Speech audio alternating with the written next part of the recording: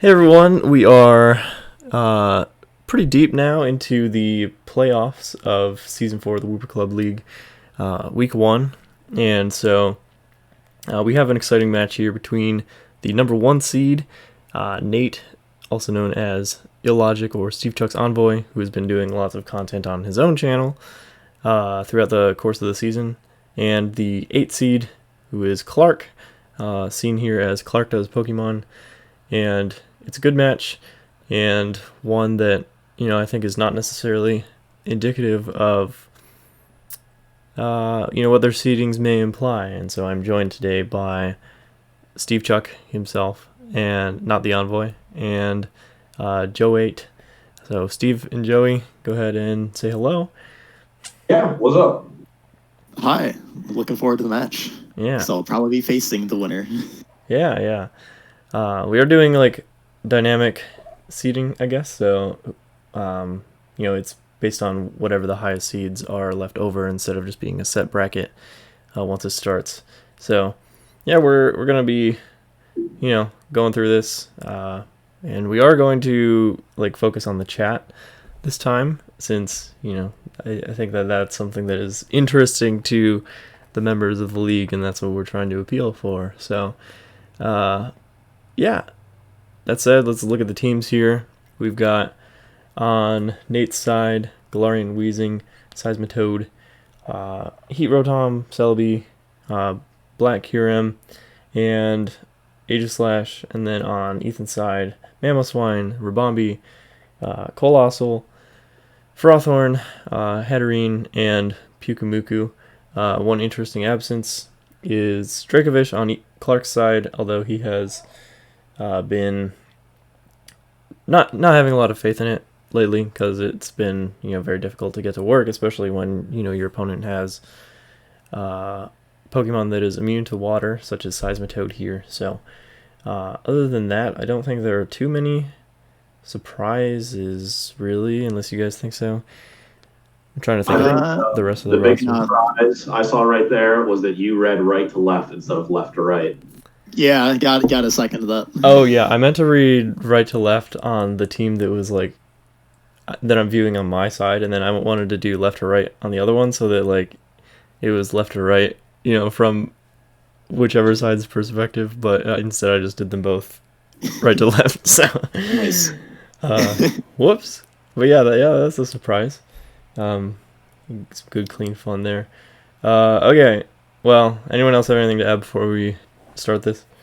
No, I think we can just get right into Yeah, it. let's get this started. All right, sounds good. 3, 2, 1, go. Okay. Home Depot in the lead. Yeah, Versus Paul Rudd. it's a good matchup. Yeah, Ethan's obviously not liking that, so he's getting out of there. And brings in Iron Man himself, which Iron Man and Paul Rudd existing in the same universe. I feel like it's either Iron Man and Ant-Man or Robert Downey Jr. and Paul Rudd, But Right. I won't question it. So, Pyukumuku gets Toxic, but counters with Block, which is my favorite Pyukumuku set. Not that it has many options. Ooh, that hurts. that toxicness there, that's... Yeah, so this is a stall fest for the ages. Finally gets another Toxic. We'll see if that ends up mattering. That one turn of difference. That's pretty close. Yeah.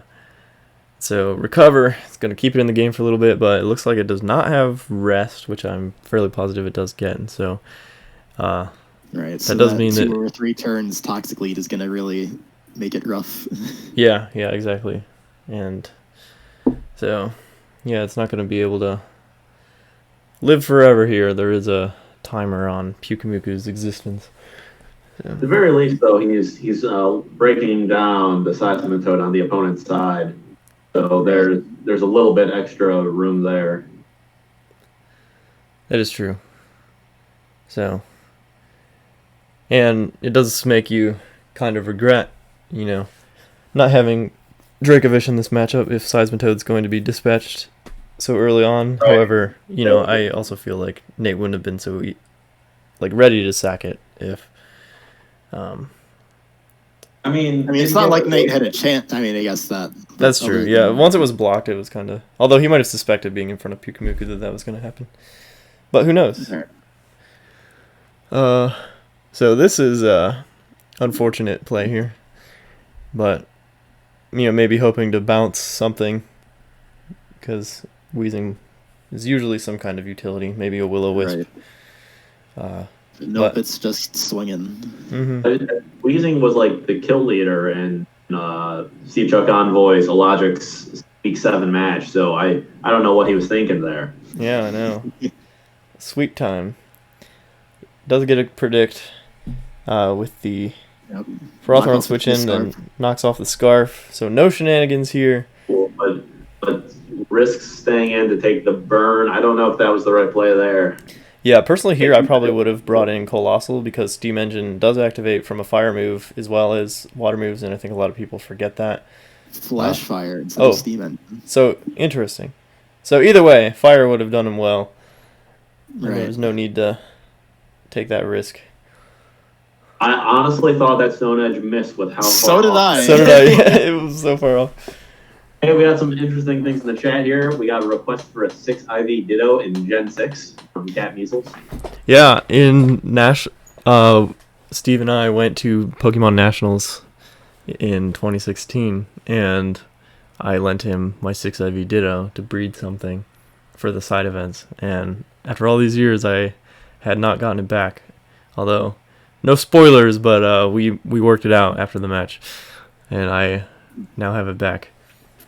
See, he says he doesn't think so, but I did not think so. I gotta say, I don't think Stone Edge is missed yet. Is that illegal? I'm pretty sure that's not allowed. That is probably illegal. Punishment for Stone Edge hitting constantly. Yeah, thanks for pulling it back, Joe, because I was not paying attention to the match. I wasn't paying too much attention either. I just noticed Stone Edge hit again and had to bring it up. Yeah. We got some sticky web. Honestly, this whole team looks like it's built around supporting Dracovish minus the Dracovish. Yeah, I could see that. Taking out the Seismitoad and then the sticky web support so he can outspeed things, and then sometimes you just build your 7 Pokemon team and forget that it's the 6 Pokemon format. You just lose the random one.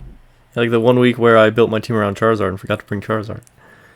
Classic. Mm-hmm. But hey, I'm the 2 seed. So. Ooh, there goes the web.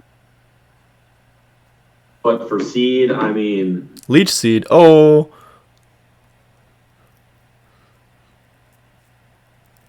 And out comes the Shiv.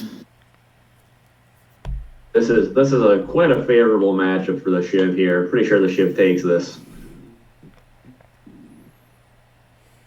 Indeed. Throw him the Shiv. It's so weird that it's just like faster. I mean, yeah, but Quicksilver is quite slow, as we're all very aware. Right. It's like what, base around 30 speed? Base low. Yeah, I think Hatterene is 30. So. First orange here with a decent amount of special bulk, but I missed it, but that Leech Seed of the substitute kind of hurts. Oh, yeah. It does, yeah. Yeah, and then from here on out, like this whole interaction, Ethan's kind of playing mind games to figure out, whether he's going to substitute or King Shield or just attack, and so I think he ends up being afraid later on. Also, we got Aegislash at 69% here, which is very nice. Ooh, a red card. Yeah, red card was a fun play. Got rid of the sub. I remember Ethan being quite upset that Rotom of all Pokemon was brought out, though. Yeah, that is unfortunate there. Rotom's the one that, Logic would have liked to switch in here anyways. Mm-hmm. Yeah, because I think that Ribombee was really critical for the rest of the matchup. Because, Mamoswine can take out most of these things, but since it's Scarfed, getting locked into, like, any one move is not going to be great here.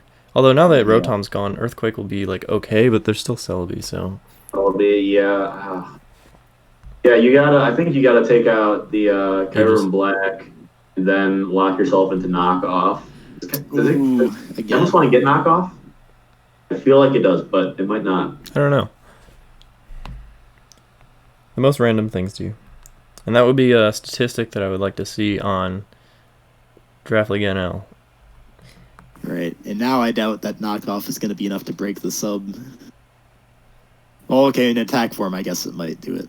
Oh, attack form, it'll do it, man. This thing's defenses are crap. Marathon is an offensive machine. I mean, it was earned in minus attack, so I just wasn't sure. Offensive machine. The Shiv gets the King Shield. Ooh, even less attack.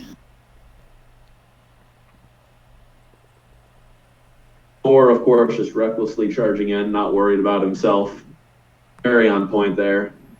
Ooh, crit mattered, I think. I didn't actually check what the last percent was, but I'm going to say it mattered. It didn't.